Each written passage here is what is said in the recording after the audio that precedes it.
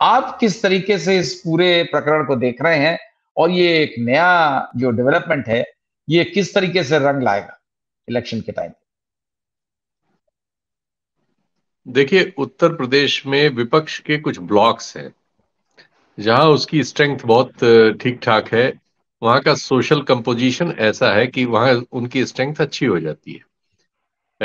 जहां माइनॉरिटी, और अब अगर समाजवादी पार्टी के टर्मिनोलॉजी में कहें तो जहां यादव और माइनॉरिटीज, इन दोनों का कॉम्बिनेशन मिलके 40 42 कहीं 38 इतना प्रतिशत तक बनता है, और बाकी समाज में एक दो ग्रुप्स को मिला लेते हैं तो वहां उनकी स्थिति अच्छी हो जाती है। और कई जगह वो 50% से भी ज्यादा है, जैसे आजमगढ़ वगैरह है। तो ये एक पूरी बेल्ट है जो गाजीपुर से शुरू होती है। गाजीपुर है, घोसी है, आपका आजमगढ़ है, उसका लालगंज है, अकबरपुर जो अब हो गया अम्बेडकर नगर, सुल्तानपुर भी एक हद तक, जौनपुर भी एक हद तक। यहाँ सब जगह आप देखें, विपक्ष ने जो विधानसभा के चुनाव हुए थे बहुत अच्छा प्रदर्शन किया था। आजमगढ़ में तो सारे एमएलए की सीटें वही लोग जीते थे, गाजीपुर में भी ज्यादातर जीते थे, घोसी में भी ज्यादातर जीते थे। इन्हीं इलाकों में एक हद तक मुख्तार अंसारी का भी गाजीपुर और घोसी में असर है, दो जगह।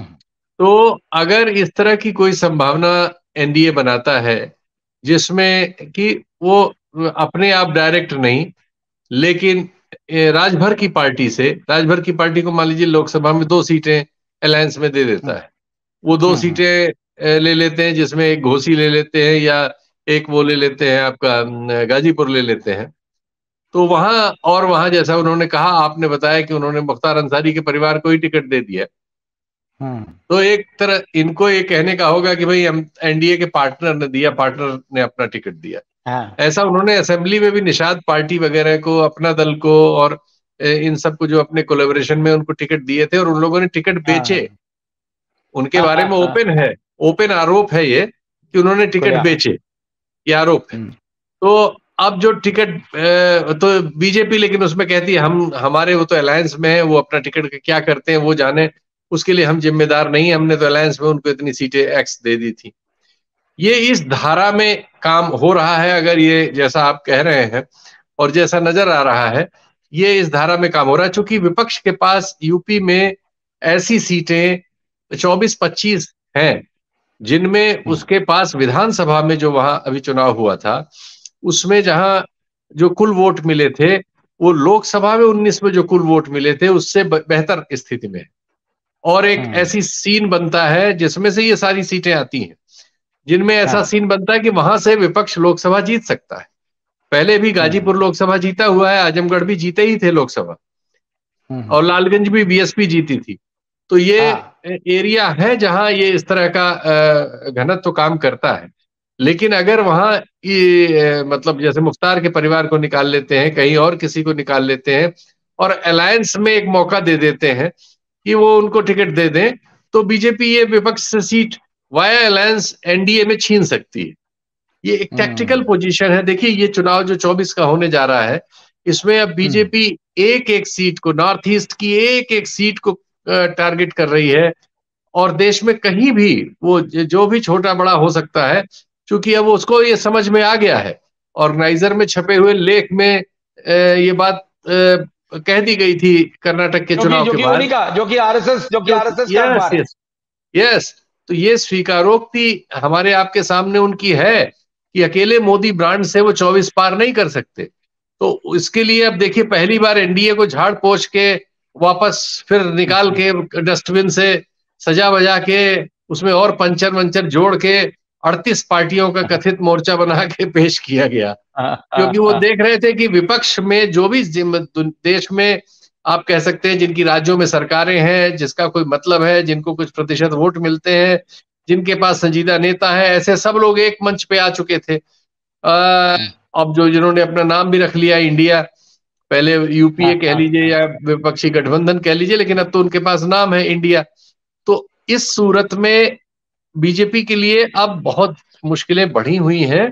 तो इस तरह के सारे शॉर्टकट वो अपना सकते हैं, और ये एक टैक्टिकल पोजीशन बनती है जिसमें प्रकट रूप से योगी जी के लिए एम्बेरसमेंट है क्योंकि योगी जी जो है वहां पर जो ऐसे माफिया जो मुसलमान समुदाय से आते हैं उनके विरुद्ध अपना अभियान चला के या उनको बहुत से लोग तो बहुत से आरोप लगाते हैं, उन सबको आरोपों को उसी तरह से मान लिया जाए, मतलब उनके विरुद्ध उन्होंने अपना पूरा अस्तित्व निर्मित किया। लेकिन हम जानते हैं कि दिल्ली में जो गृह मंत्रालय है देश का, वो गृह मंत्रालय अलग तरह से देश को देखता है और उसकी दृष्टि में और लखनऊ में बैठे योगी जी की दृष्टि में बहुत ही उल्टे ध्रुव है दोनों पॉजिटिव नेगेटिव है। विरोधाभास। मैं एक उदाहरण दूं आपको कि उत्तर प्रदेश में चीफ सेक्रेटरी के लिए 2 दावेदार अभी हैं सामने। योगी जी के जो दावेदार हैं उनको नोएडा अथॉरिटी का चेयरमैन बना रखा है और वो जो होता है एक पद कृषि वाला जो पद होता है chief secretary, industrial development commissioner. नहीं, agricultural agriculture production commissioner, APC का जो एक पद होता है उस पद पे उनको दे रखा है। तो ये पद माना जाता है कि इसके बाद अगली जंप चीफ सेक्रेटरी की हो सकती है। लेकिन राजभवन जो है वो एक दूसरे मिस्टर गुप्ता है कोई, और वो शायद इलेक्ट्रिसिटी, हाँ शायद बिजली विभाग में है, महेश गुप्ता शायद उनका नाम, वो उन पे बैटिंग कर रहा है। तो वहां ये मामला भी अटका हुआ है। तो उत्तर प्रदेश में वैसे तो योगी जी का बड़ा जबरदस्त मॉडल शासन है, लेकिन दिल्ली का उसमें पुरजोर दखल है और दोनों में प्रतिद्वंदिता अभी तो ज्यादा चीफ सेक्रेटरी के सवाल है शीतल।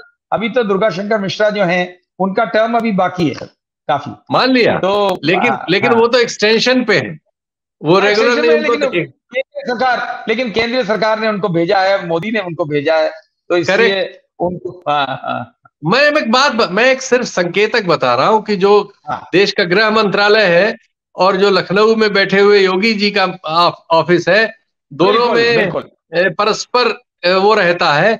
और जो यूपी का गवर्नर हाउस है वो भी दिल्ली के साथ मिलकर तालमेल से चलता है, तो वो भी योगी जी के एंटी आपको मिलेगा।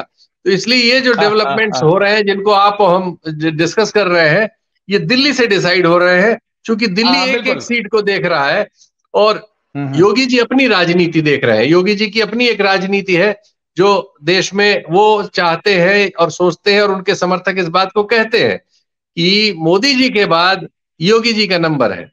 और मोदी जी देश में प्रधानमंत्री के उसमें अब उनके लोगों का, गोरखपुर में तो आप किसी रिक्शे वाले से भी पूछिए तो यही कहेगा।